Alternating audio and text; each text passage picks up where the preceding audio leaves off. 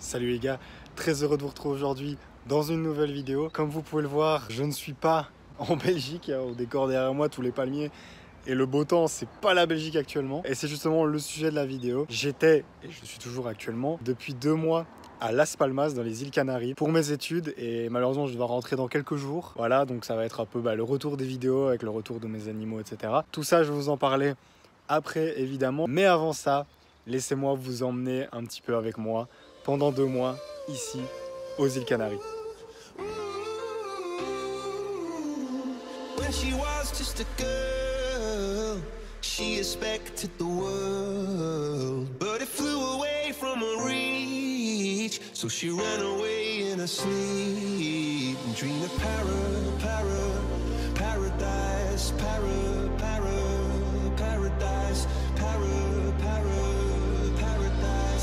Every time she closed her eyes.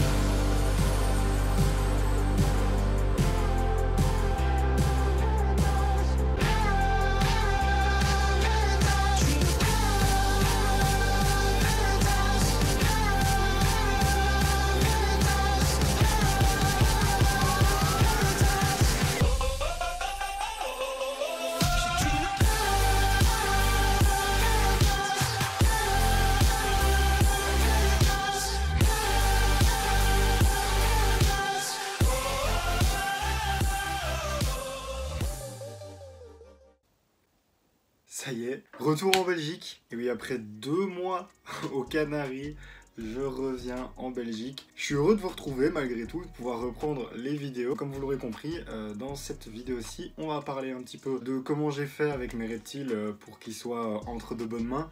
Et puis des reptiles qu'on peut trouver là-bas, évidemment un peu tout ce qui nous intéresse au niveau de la nature. Je suis parti là-bas pour mes études, c'est pour ça que c'était une période relativement longue, même si je suis rentré plus tôt que prévu. Cet endroit est tout simplement incroyable. Au niveau des paysages, des décors, c'est tout simplement magnifique. Au niveau de la nature, c'est magnifique aussi, la faune, la flore. Il y a beaucoup d'oiseaux, beaucoup de faune marine, mais nous, ce qui nous intéresse surtout, c'est les reptiles. Et au niveau des reptiles, il y a évidemment de quoi faire aussi. Il n'y a pas de serpents sauvages présents naturellement sur l'île.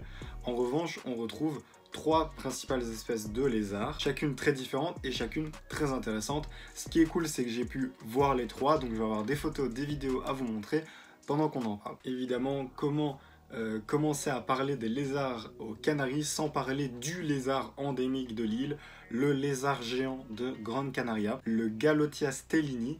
Oui, j'ai une page Google ouverte à côté pour avoir le nom. C'est un lézard qui est donc endémique de l'île, ce qui signifie qu'il n'est présent que sur l'île de Grande Canaria et même pas sur les autres îles. C'est un lézard qu'on voit très facilement et très couramment, il y en a un peu partout, que ce soit même dans la ville et on en trouve en pleine nature. Enfin voilà, c'est assez facile d'en voir et c'est des très gros lézards. Il faut savoir que c'est un lézard qui peut faire jusqu'à 80 cm et c'est une espèce qui vraiment vit avec la population. Les gens venaient donner à manger comme ça, comme si nous on nourrissait les pigeons, et là-bas ils nourrissaient les lézards. Je sais pas si c'est bien ou mal, si c'est de la bonne alimentation qu'ils donnaient. Ça, c'est des questions où malheureusement ça va être compliqué d'avoir des réponses. Mais en tout cas, ils avaient l'air plutôt en bonne santé.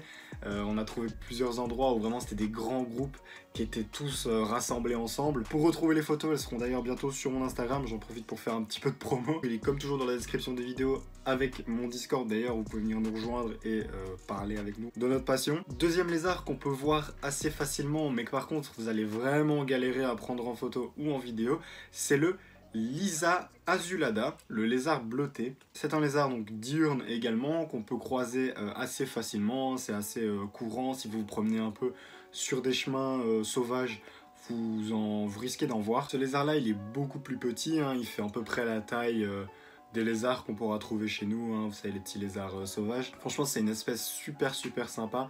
Mais voilà, là vous pourrez en voir, mais ça va être compliqué de les observer vraiment de près si vous vous rendez sur l'île. Et enfin, troisième espèce que vous pourrez retrouver sur l'île de Grande Canarie, c'est le Tarantula boetgeri. Alors là, c'est un nom qui vous dit peut-être quelque chose, un petit peu plus que les autres, puisque c'est un petit gecko, c'est une petite tarente. Celle-là, vous allez peut-être avoir un petit peu plus de mal pour la voir, parce que déjà, ils sont beaucoup plus petits, c'est des tout petits geckos. On peut des fois trouver certaines espèces de tarentes en captivité, c'est pour ça que ça vous dit peut-être quelque chose également. Ils ont à peu près tout un comportement similaire, c'est des espèces très petites et très timides, c'est très compliqué d'en voir. En plus c'est nocturne, donc il faut sortir de nuit pour en voir. Moi j'ai eu la chance encore une fois sur ce coup là, c'est que on en avait un dans la maison. Alors c'est quelque chose qui peut arriver assez couramment si vous allez là-bas, et si vous vivez là-bas pendant une certaine période. Les locataires là-bas nous ont dit que c'était assez courant d'en voir le soir dans certaines maisons. Parce qu'ils y trouvent refuge assez facilement, ils trouvent de quoi s'alimenter, de quoi se cacher, etc. Donc parfois ils sortent la nuit et on peut les voir. Et comme je dis, je vous invite vraiment, si vous en avez l'occasion, à aller faire un tour là-bas, que ce soit en vacances ou sur du plus long terme, parce que c'est une île vraiment cool. Un autre point que j'aimerais maintenant aborder dans cette vidéo, c'est peut-être ceux qui se posent la question de mais comment t'as fait avec tes reptiles? J'ai eu la chance en fait de pouvoir compter sur mes parents. Je l'avais bien briefé avant de partir sur qu'est-ce qu'il fallait faire, comment, pourquoi, etc. Et ça s'est super bien passé, je suis rentré, tout le monde allait bien. Alors c'est vrai que quand vous prenez un reptile, c'est une responsabilité, c'est-à-dire qu'il faut pas vous dire ouais je prends tout ce que je veux et puis je le laisse à gauche à droite et il se débrouillera bien. Non, évidemment c'est pas comme ça que ça fonctionne. Ici forcément j'ai cette passion pour les reptiles et à côté j'avais cette opportunité que je voulais pas laisser passer. Et donc on a pu trouver cette solution, mais clairement je vais pas partir tous les mois en vacances et laisser mes animaux comme ça. Bien sûr que non, c'était quelque chose d'un peu exceptionnel et j'ai su que je pouvais le faire parce que j'ai su qu'ils étaient dans de bonnes conditions. Vous les reverrez bien sûr dans les prochaines vidéos. Et d'ailleurs, on va se retrouver la semaine prochaine. Comme je vous l'ai dit, on parlera des Reindeer de White. J'espère que vous serez présents. Si vous découvrez la chaîne, abonnez-vous et activez la cloche, comme ça vous verrez la notification pour les vidéos. Et venez nous rejoindre sur Insta, sur Discord. C'est presque fini. Merci de regarder la vidéo. On se retrouve dans une prochaine. Ciao tout le monde.